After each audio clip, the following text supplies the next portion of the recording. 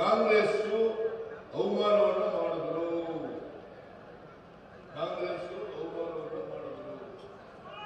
ಇದು ಎಂತ ಹಸಿ ಸುಳ್ಳು ನೋಡಿ, ಹಸಿ ಸುಳ್ಳು. ಶಿವಾಜಿ ಮಹಾರಾಜರವರಿಗೆ ಕಾಂಗ್ರೆಸ್ ಪಕ್ಷ ಅತ್ಯಂತ ಗೌರವದಿಂದ ಕಾಣುತ್ತದೆ. ಕಿತ್ತೂರು ರಾಣಿ ಚೆನ್ನಮ್ಮನವರ ಜಯಂತ್ಯೋತ್ಸವವನ್ನು ಆಚರಣೆ ಮಾಡಿದ್ದು ಕಾಂಗ್ರೆಸ್ ಪಕ್ಷ ಮತ್ತು ಸಿದ್ದರಾಮಯ್ಯನವರ ಸರ್ಕಾರ.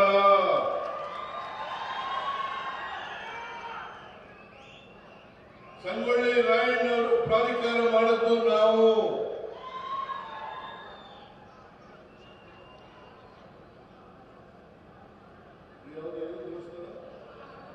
ಎಲ್ಲಮ್ಮನ ದೇವಸ್ಥಾನ ಅದರ ಅಭಿವೃದ್ಧಿಗೆ ಪ್ರಾಧಿಕಾರ ಮಾಡ್ತೇವೆ ಅಂತೇಳಿ ಘೋಷಣೆ ಮಾಡಿದವರು ನಾವು.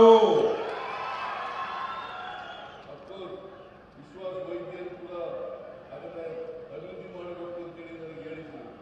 ಅದಕ್ಕೋಸ್ಕರ ಈ ಬಜೆಟ್ ನಲ್ಲಿ ಘೋಷಣೆ ಮಾಡಿ ಎಲ್ಲಮ್ಮನವರ ದೇವಸ್ಥಾನದ ಪ್ರಾಧಿಕಾರವನ್ನು ಮಾಡಿ ಆ ದೇವಸ್ಥಾನದ ಅಭಿವೃದ್ಧಿಯನ್ನ ಮಾಡ್ತೇವೆ. ಯಾಕಂತಂದ್ರೆ ಸಾವಿರಾರು ಜನ, ಲಕ್ಷಾಂತರ ಜನ ಭಕ್ತಾದಿಗಳು ಎಲ್ಲಮ್ಮನ ದೇವಸ್ಥಾನಕ್ಕೆ ಬರ್ತಾರೆ.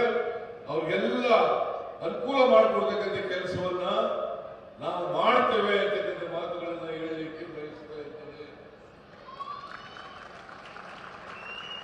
ನರೇಂದ್ರ ಮೋದಿ ಅವರು ಪ್ರಧಾನಮಂತ್ರಿಯಾಗಿ 10 ವರ್ಷಗಳಾಯಿತು.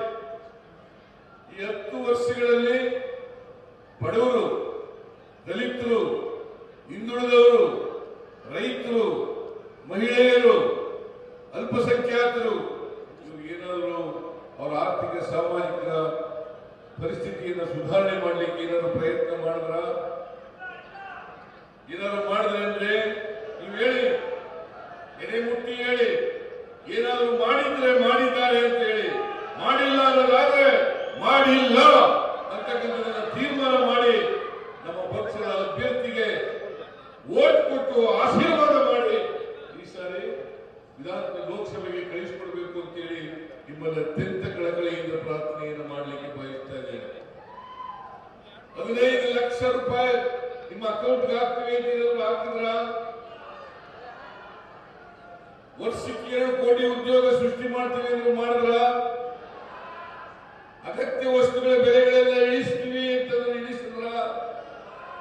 ಪೆಟ್ರೋಲ್ ಬೆಲೆ, ಡೀಸೆಲ್ ಬೆಲೆ, ಗ್ಯಾಸ್ ಬೆಲೆ, ಅಡಿಗೆ ಎಣ್ಣೆ ಬೆಲೆ, ಗೊಬ್ಬರದ ಬೆಲೆ, ರಾಗಿ, ಜೋಳ, ಅಕ್ಕಿ ಇವುಗಳ ಬೆಲೆ ಇಳಿತ?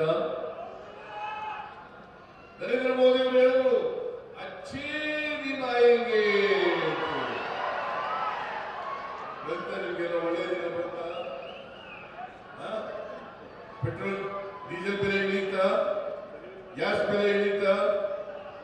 ಡೀಸೆಲ್ 2014ರಲ್ಲಿ ನರೇಂದ್ರ ಮೋದಿ ಪ್ರಧಾನಮಂತ್ರಿ ಆದಾಗ 1 ಲೀಟರ್ ಡೀಸೆಲ್ ಬೆಲೆ 48 ರೂಪಾಯಿ, ಈಗ 95 ರೂಪಾಯಿ.